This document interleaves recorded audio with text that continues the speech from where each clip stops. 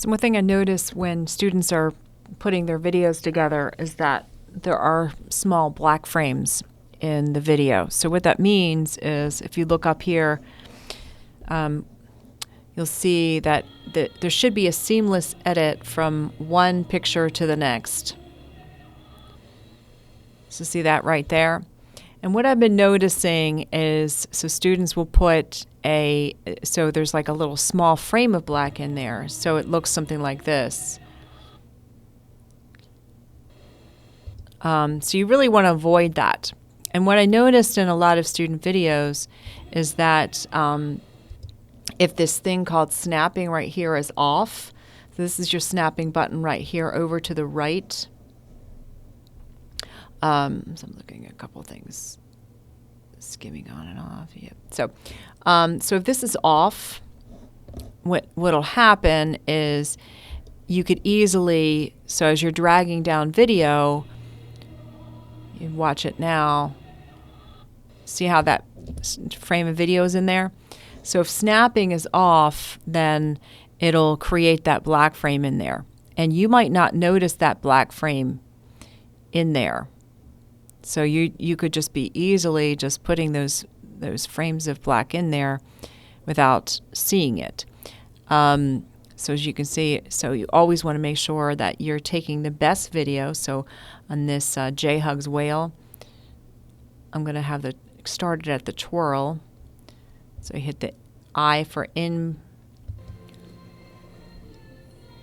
and then O for out. And then you can add that to the storyline. You can drag it onto the storyline, which is what a lot of people do. That's fine. And with snapping not on, so notice that I have I don't know if you can tell, but I have a frame of black between there. I think I do. I can't tell. See it's in there. So see that? So that'll easily happen if snapping, which is right here, is turned off. So I'm going to jam it back together, and then you'll notice it should be seamless. See that? Okay, the other thing I noticed is that most of the audio is really, really hot. Now, I typically don't use just the single track sort of editing. I think I use, of course, I don't know how to find it on this. I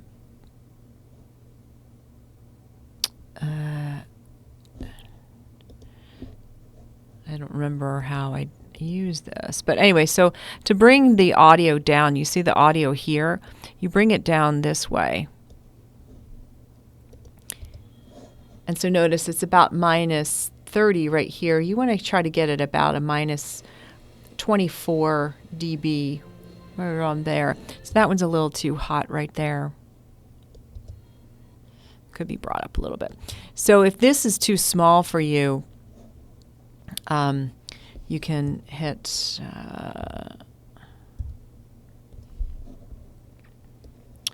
you can expand your timeline by hitting Command and positive or minus.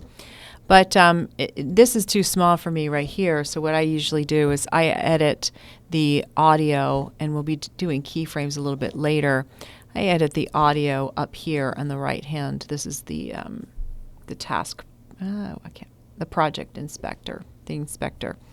So you can adjust the audio right here and just bring it down a little bit. And then, of course, play it and see it's just much better. So those are the main things that I was noticing.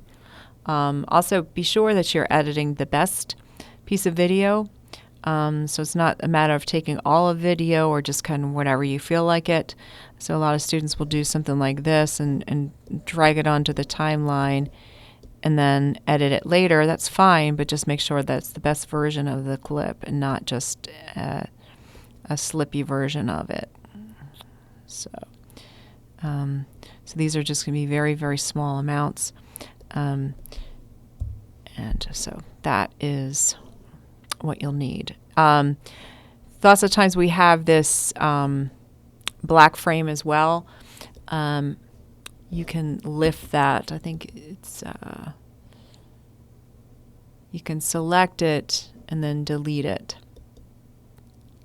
Okay, because I noticed a lot of people's clips were well beyond the voiceover. So that's just, you're going to have some of those things and select it. It's actually on the keyboard itself, but you can hit, it's probably not going to show it to me right now, but you select that black clip at the end and go to mark, it's not mark, I think it's, yeah, it's delete. Okay, so those are the big things that I was noticing in some of your videos.